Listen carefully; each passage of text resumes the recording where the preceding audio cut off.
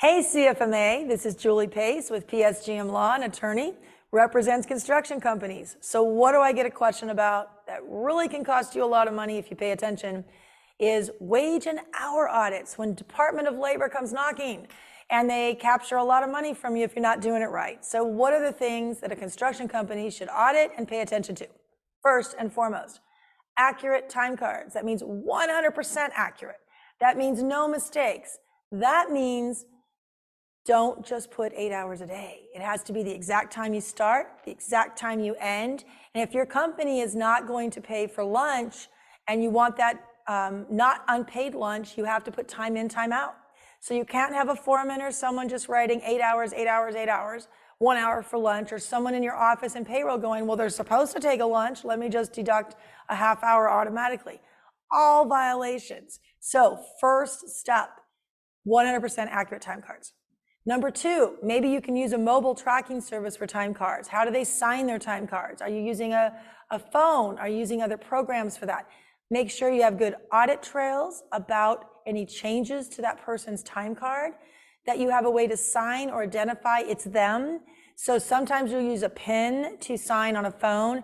Sometimes there's mobile programs today that have face tracking, which is great. And you need to make sure the company and software you use actually has audit trails, because that's what Department of Labor wants when they come to do an audit. So very important. Third, have a way to check those programs and audit them yourself through your audit, your payroll department, controller, whoever. So if you see a lot of changes being made, crossing out, changing employees' times that they work, that could be a problem.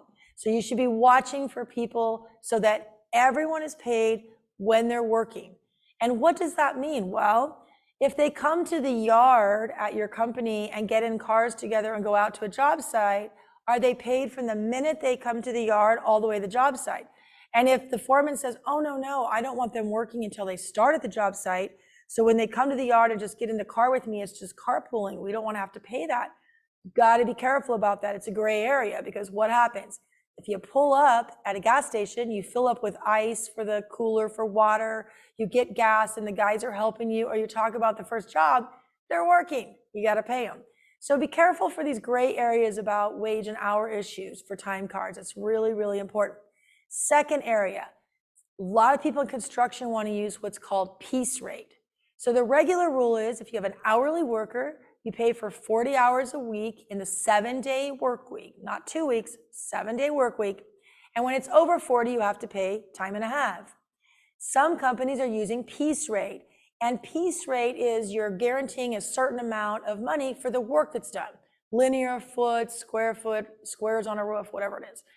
But the problem is you still have to keep a time card. So don't be surprised by that. Piece rate equals time card or time record keeping system. And the regular rate of pay will change each week because it depends on how many hours they work, and you have to divide that out and figure out what the half time is. So think of it this way. Piece rate is paying for all hours worked for that week, but if they work 50 hours, they get half time overtime, half time from hour 40 to 50. But you have to have the time cards, or else the government will say they worked 80 hours every week and there's no time cards and the burden's on the employer. So please don't make that mistake.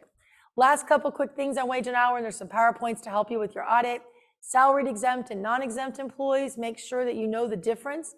And just because you put someone on salary like your front office reception does not mean they truly qualify, which means they get overtime and you have to do timesheets.